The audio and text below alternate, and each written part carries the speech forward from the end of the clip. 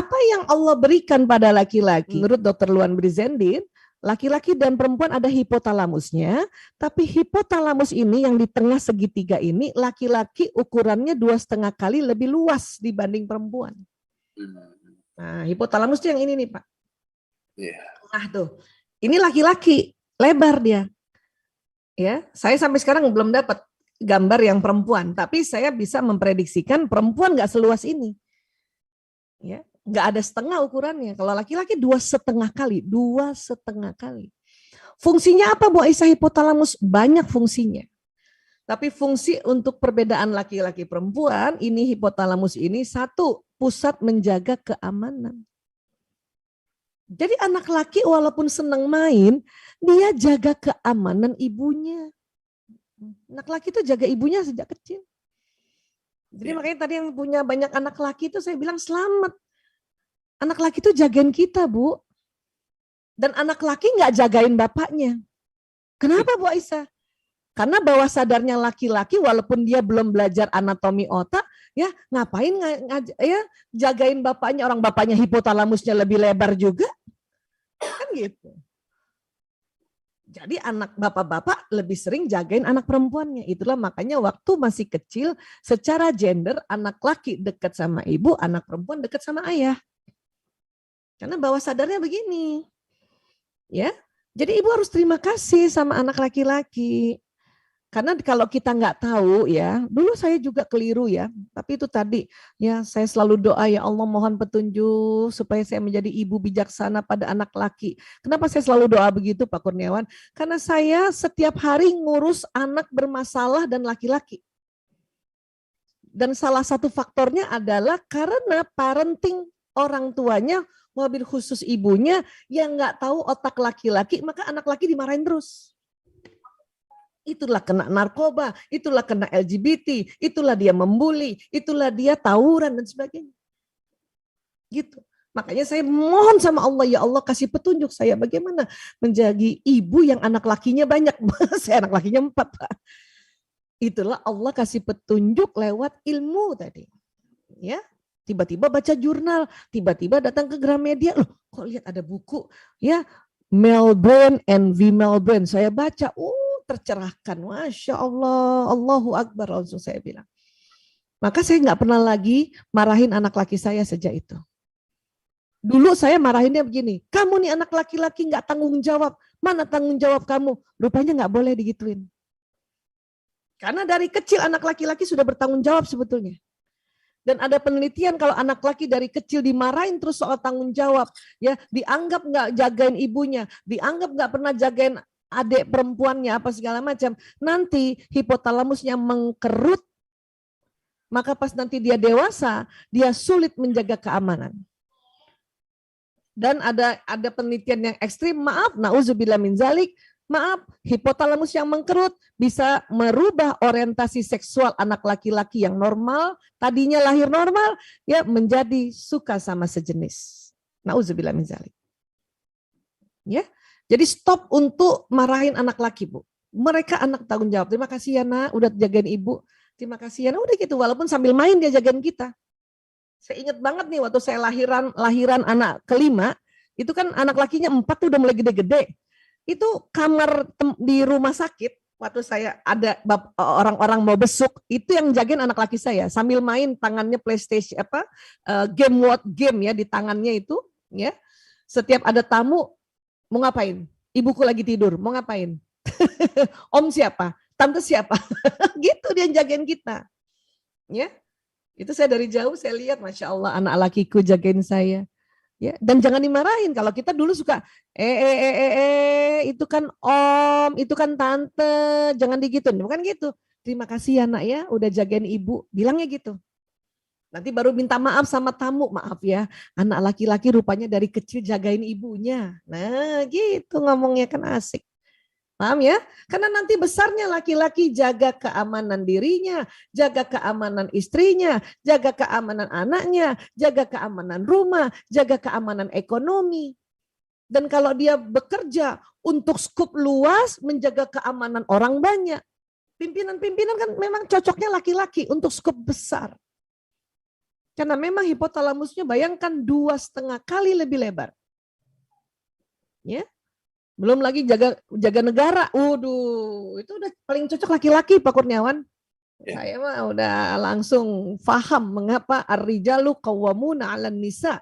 Ini karena hipotalamus laki-laki 2,5 kali lebih lebar dibanding perempuan. Ya. Nah, dan ini juga rupanya bersamaan pusat lapar dan haus. Maka ya kalau mau nasihati anak laki Bunda sambil makan. Sambil makan. Pantang nasihati kasih masukan anak laki-laki lagi lapar, lagi haus. Lagi saum di sekarang ini, lagi puasa, ya, yang mukanya cepat mengkerut anak laki. Kenapa? Lebih lapar dibanding Bunda. Ya.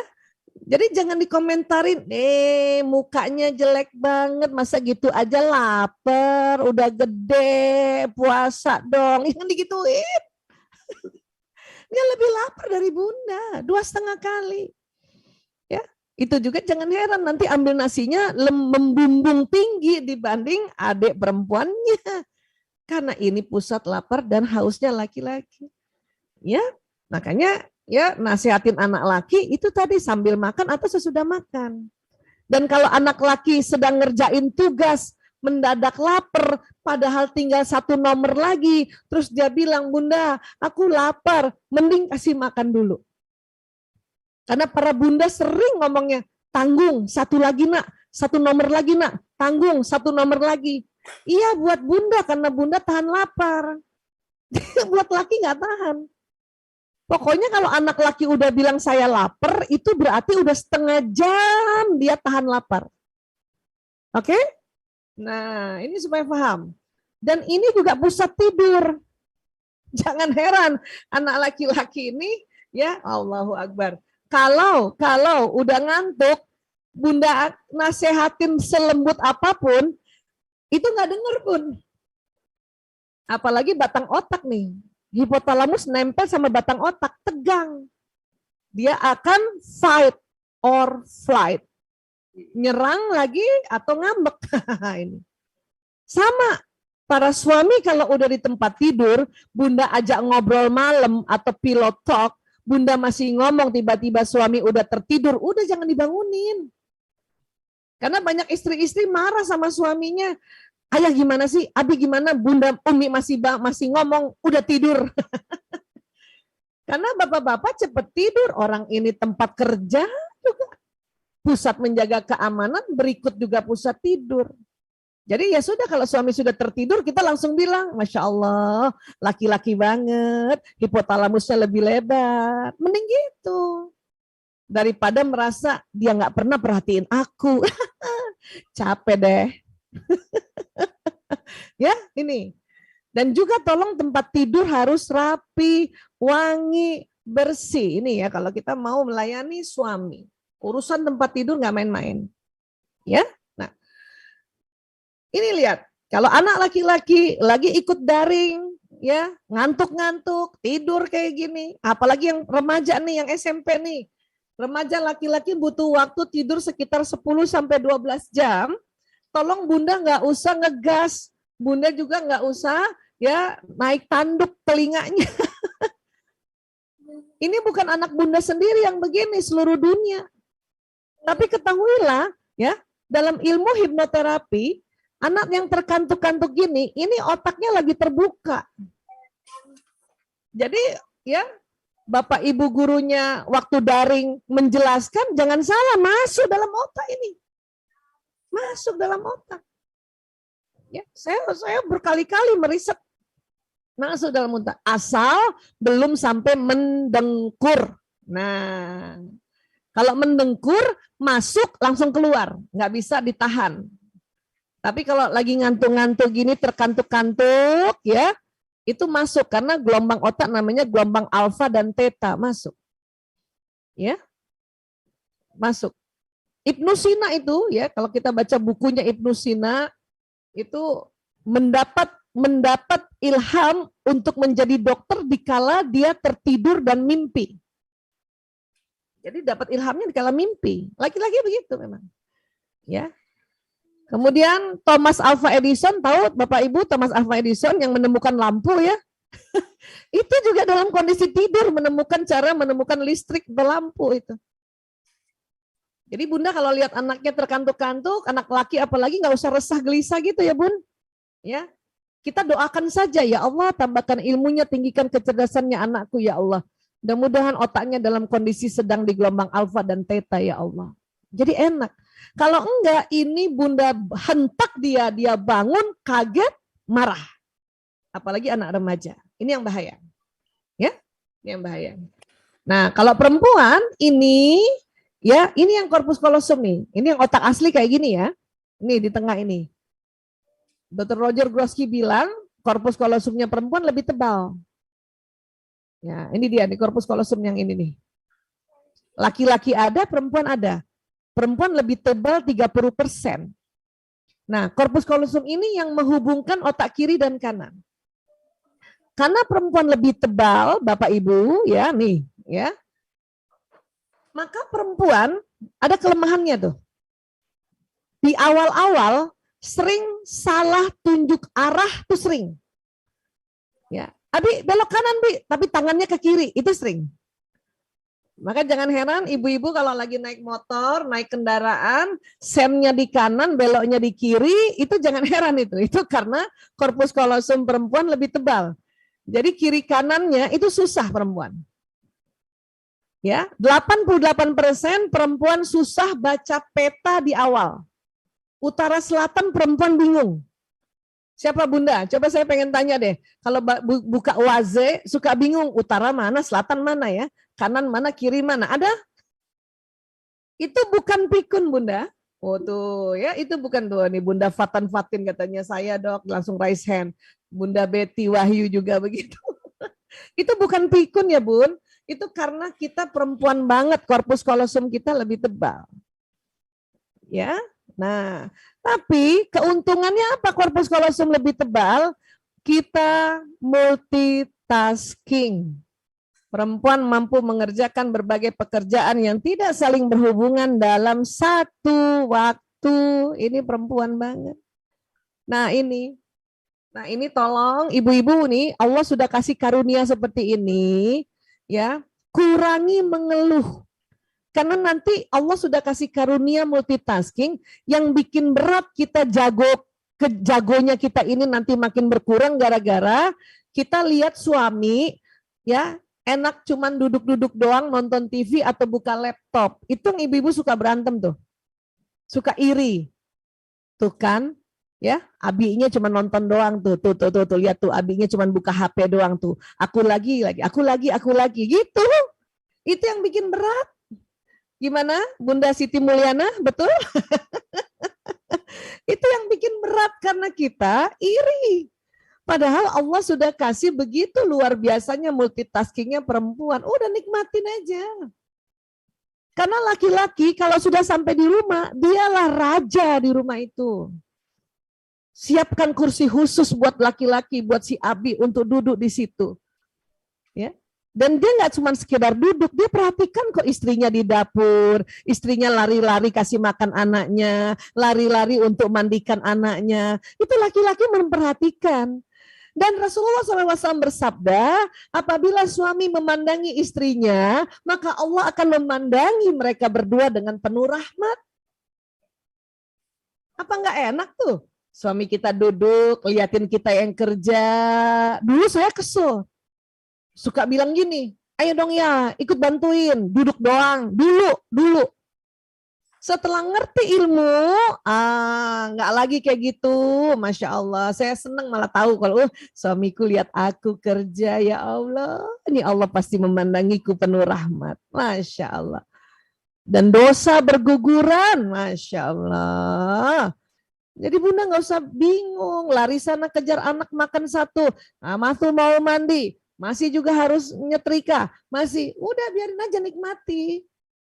Ya, si suami ngeliatin aja. Karena bapak-bapak duduk itu ya, ini ada maknanya ini, karena laki-laki otaknya dibikin khusus oleh Allah. Untuk apa? Fokus. Otak laki-laki terbagi disusun memusatkan perhatian pada satu hal khusus, Sehingga setelah 10 menit fokus, pendengaran laki-laki menurun. Laki-laki hanya dapat melakukan satu pekerjaan dalam satu waktu.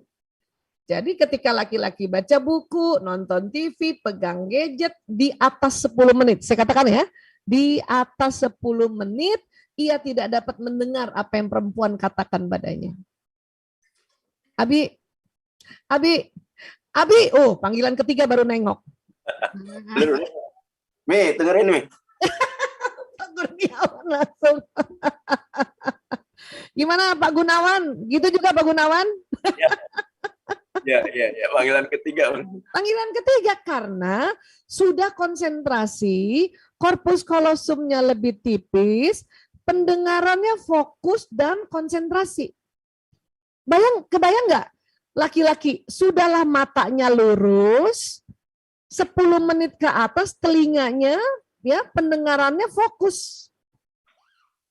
Maka dipanggil istrinya, panggilan ketiga baru jawab.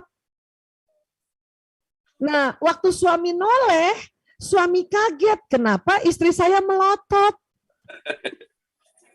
Saya bilang sama bapak-bapak, Pak, itu panggilan ketiga dan keempat.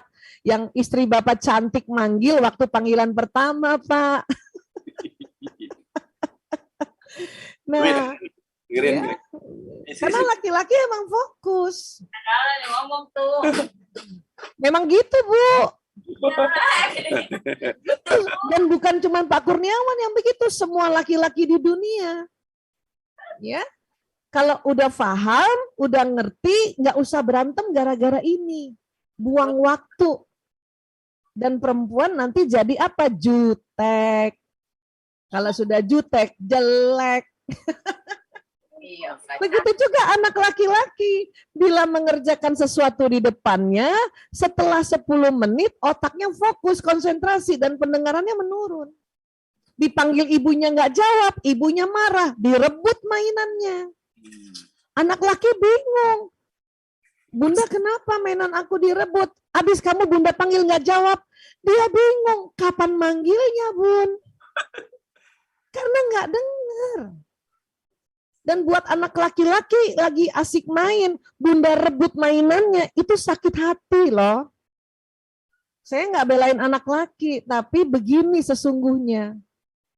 Karena anak laki otak kanan, lagi otak bertarung, otak teknologi, lagi main, lagi tinggi-tingginya skor. Ibu bunda tarik. Dia udah mau menang nggak jadi. Ngamuklah dia. Ditambah lagi dia lapar. Nah, udah.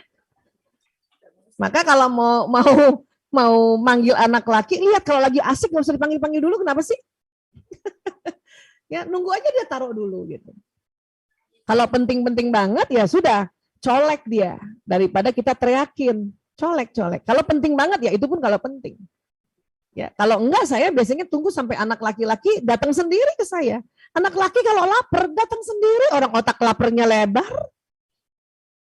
Ngapain kita paksa-paksa makan? Dia datang sendiri. Otak laparnya itu pusat lapar hausnya lebih lebar dari perempuan. Dia datang sendiri. Ibu, aku lapar minta makan. Oh, udah barulah kasih makan. Kan gitu anak laki. Ya, supaya anak laki tidak tantrum jadi seperti itu. Lihat ya. Jadi karena otak tengah laki-laki lebih tipis, maka otak kanan laki-laki kerja di kanan, ini lihat, kiri di kiri. Perempuan karena korpus kolosum di tengah tebal, ini kiri kanannya tersambung ini. Ini yang membuat perempuan multitasking, tapi di sisi lain perempuan susah kanan dan kiri. Belok kanan mas, tangannya ke kiri. Belok kiri mas, tangannya di kanan. Nah gitu sering. Baca peta salah. Di Jogja kalau nanya alamat, orang Jogja pasti ngomongnya ya 100 meter ke utara, 3 meter ke selatan. Ibu-ibu nggak ngerti tuh. Gini aja deh Pak, sebelah mananya Alfamart. Nah itu ibu-ibu baru ngerti. Karena otak perempuan seperti ini ya. Nah, saya sampaikan ini, utarakan ini, insya Allah kita jadi sedikitnya, ini baru sedikit loh.